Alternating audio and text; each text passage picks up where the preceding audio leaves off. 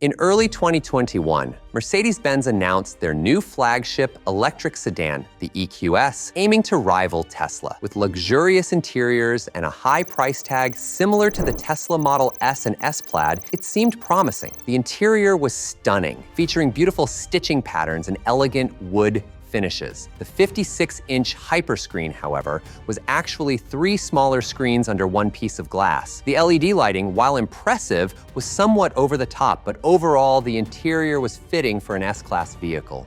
Design flaws and market response. The exterior design, however, was a different story. In an effort to reduce drag and increase aerodynamics, Mercedes compromised on design appeal, resulting in an unattractive look. For luxury car buyers spending over $100,000, aesthetics matter more than fuel efficiency. Imagine spending that much on a car, only to see it depreciate by nearly 50% in just 1 year. That's what happened to EQS buyers, with values dropping 47.8% in the first year, making it sell for less than $50,000. This is only $13,000 more than a maxed-out Toyota Camry. Unsurprisingly, EQS sales were disappointing. In 2022, only 23,400 units were sold, and in 2023, sales plummeted further to just 1,400 units. This struggle to transition to electric vehicles left Mercedes stagnant. Their revenue has remained flat for the past decade, and their stock hasn't moved in 7 years. The EQ lineup tarnished the Mercedes name, leading to its quiet discontinuation. Here's the full story of Mercedes' EV disaster, a new CEO and changing times. The roots of Mercedes' EV woes trace back to the retirement of iconic CEO Dieter Zetsche in 2019, replaced by Ola Källenius. Zetsche was a shareholder favorite,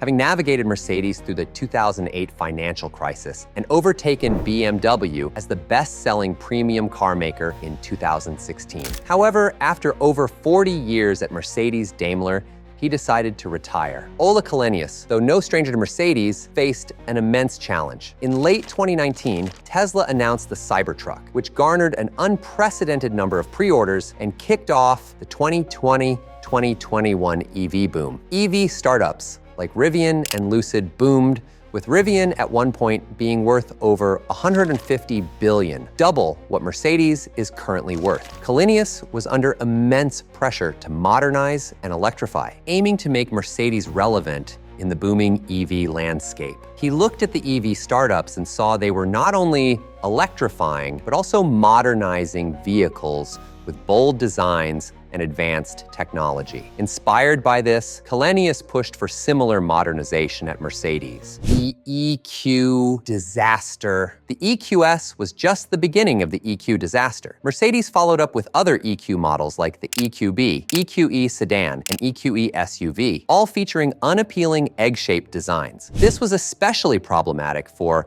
high-end models like the EQS Maybach SUV, starting at $180,000. Unlike GM's Hummer EV or Ford's F-150 Lightning, which retained their iconic designs and understood their core demographics, Mercedes misjudged theirs, and the EQ lineup essentially became luxury prices, failing to resonate with traditional Mercedes buyers. GM's Hummer EV, for example, embraced its identity as a brash, over-the-top vehicle, appealing to a niche market, but doing well within that niche. Ford's F-150 Lightning maintained the essence of the best-selling F-150, simply making it electric. These companies understood their core demographics well, while Mercedes seemed to think electrification had to come with modernization, resulting in a product that didn't appeal to its target audience. Customer and market feedback. Mercedes miscalculated what their high-end customers wanted. People willing to spend over $100,000 on a car care more about style and brand prestige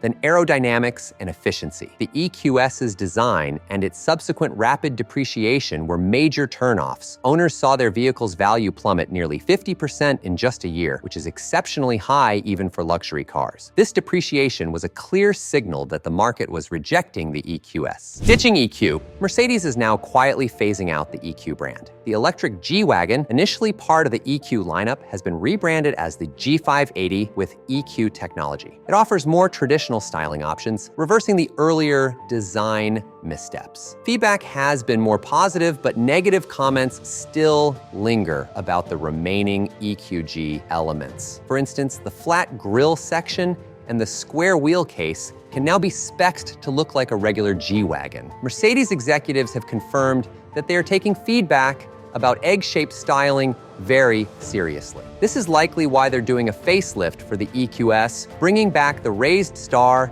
and a fake front grille. Looking forward, they still have a long way to go to electrify their entire fleet in a tasteful manner. Mercedes is aiming to bring out a more traditional replacement for the EQS in 2028. While EQ vehicles will remain for now, Mercedes is acknowledging their mistakes and trying to make things right. The broader impact on Mercedes. This debacle with the EQ lineup has had broader implications for Mercedes-Benz. The company's attempt to swiftly transition to electric vehicles while neglecting the core values that made their brand successful has resulted in stagnation. Their revenue and stock prices reflect this, showing little to no growth over the past decade. Furthermore, the reputation damage from the EQ lineup's failure has forced Mercedes to rethink its strategy. Lessons learned in the path forward, and the EQS was supposed to be a game changer for Mercedes-Benz. Instead, it highlighted the pitfalls of their EV strategy. The key lesson here is the importance of understanding and catering to your core demographic. Mercedes' attempt to modernize and electrify without retaining the luxurious appeal their customers expect was a critical misstep. As Mercedes pivots away from the EQ lineup, will they learn from these mistakes and reclaim their luxury car throne? The rebranding of the G-Wagon to the G580 with traditional options suggests they might be on the right path. However, the real test will be their ability to innovate and appeal to both traditional and new customers in the ever-evolving automotive market.